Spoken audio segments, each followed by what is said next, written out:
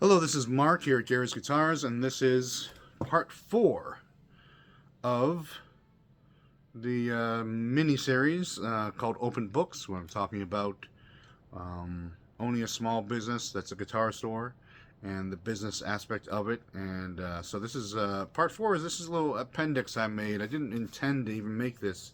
Something I thought of doing today, and so I decided, well, I'm wearing the same shirt as the last video, so you might be able to see that I'm filming this after I made the last video, which was going to be the last installment. But I want to talk about this because this came up in the chats on the other videos, which is people were saying like, hey, this is, good like business school knowledge. Someone's like, I have, a MBA, and this is, this is all true stuff, which is good. I'm glad that.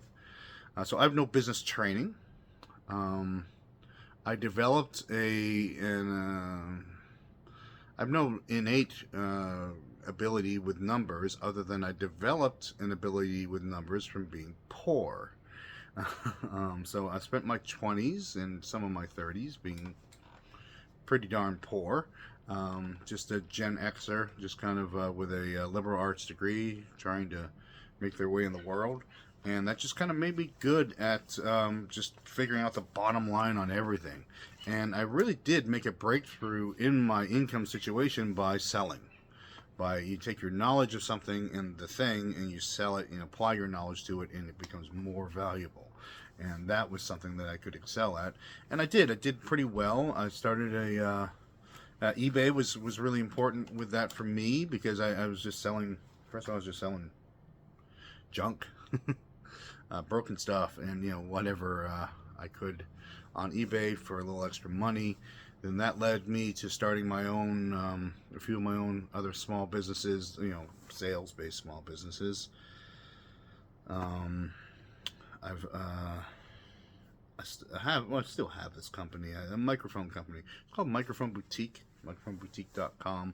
We're not working as hard on it for different reasons right now, but I built this online sales site for studio microphones, and and then I got involved in this business, the guitar store. So I want to talk about my business models and business mentors a little bit, because I like to tell this story that Gary, I bought the store from Gary, and he's one of these business mentors, and he's like the old-fashioned kind of, well, you charge what you gotta, but you give give the best possible service, and you treat everyone, as nice as you can, and be welcoming and accepting of everyone, and kind of the old hippie dream, kind of just slightly alive. And that's part of Gary's charm, is he never went from hippie to yuppie. Although he had a child in the 80s, he never really never let that spirit of just like, hey, let's just do the right thing.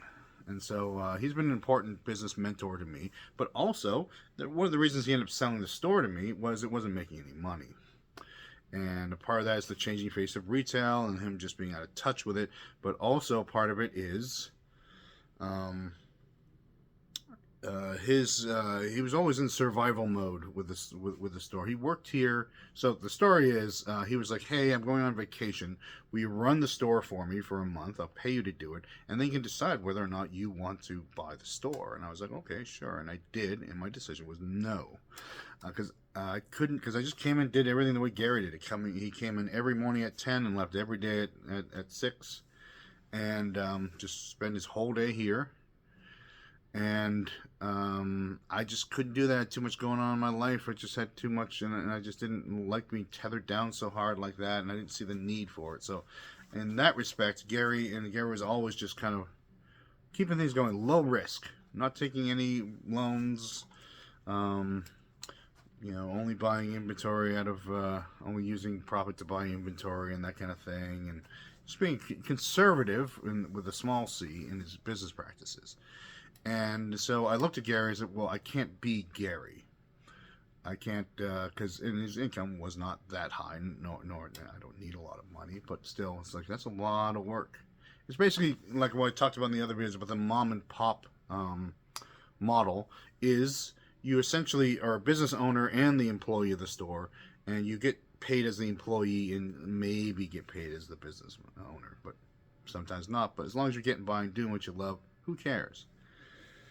So, once I was thinking about this, I went to talk to my friend Shane, who owns the Drum Center, um, Drum Center of New Hampshire, and Drum Center Portsmouth. I think it's Drum Center NH on the website.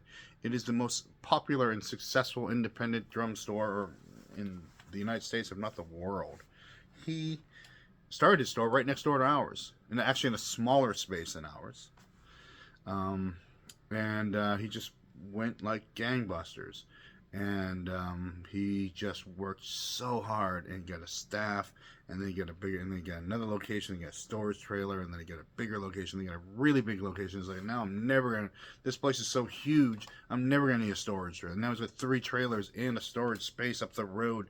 He's just in the business of selling drums and giving, excellent customer service. So I went down to talk to Shane, and I was like, hey man, how's it going? He's like, hey dude. And he's sitting in front of 2 computers, but it's not like dual monitors. He's actually doing literally two things at the same time, 2 different processors. Clickety click, click, click, we're going over here. What's up, man? And I'm like, hey, yeah, I was thinking about buying Gary's guitars. What do you think? Yeah, I think you could do it. You gotta get some lines in there. I don't know how he does it. And I was like, well, he says the same thing about you, but what really, and he goes, hey, how's JD, our other neighbor? He's like, how's JD doing? And I was like, oh yeah, he's like, oh, I miss him. I don't see him anymore. We're like brothers, and now, I don't know. And then once a year, I'll run into him and just kind of, hey, what's new in your world? What's new in your world? We have that talk, and he works too hard. He's excellent at what he does. He's really, built something amazing over the course of, I don't know, more than 10 years, but not that many.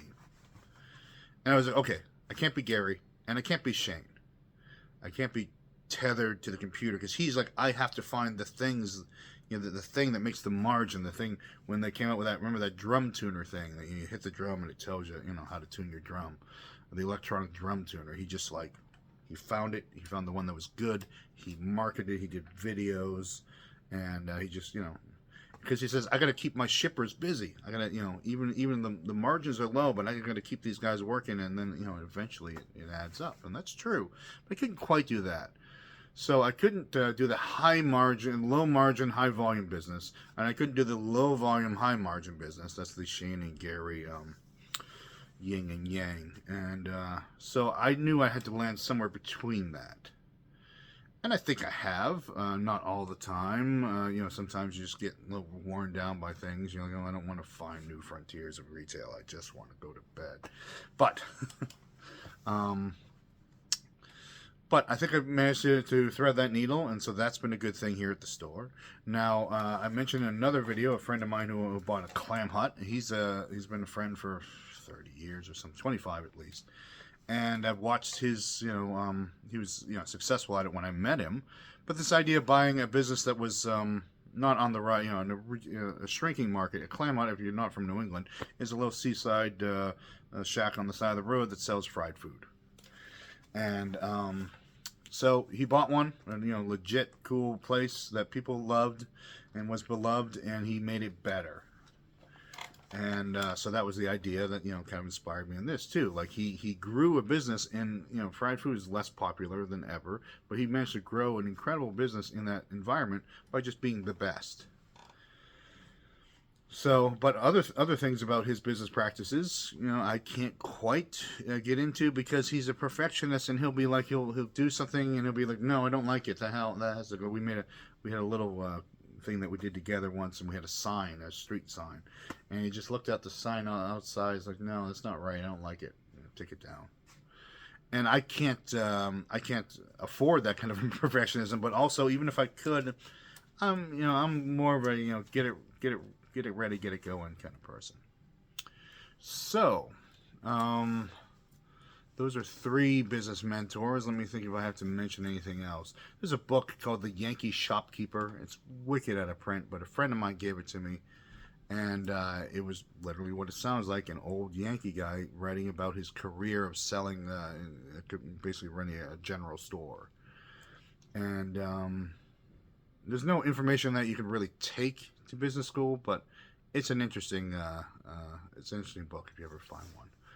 So I'm out of time for right now, but I just want to talk about those, those different kinds of businesses where I decided to land in the middle and why.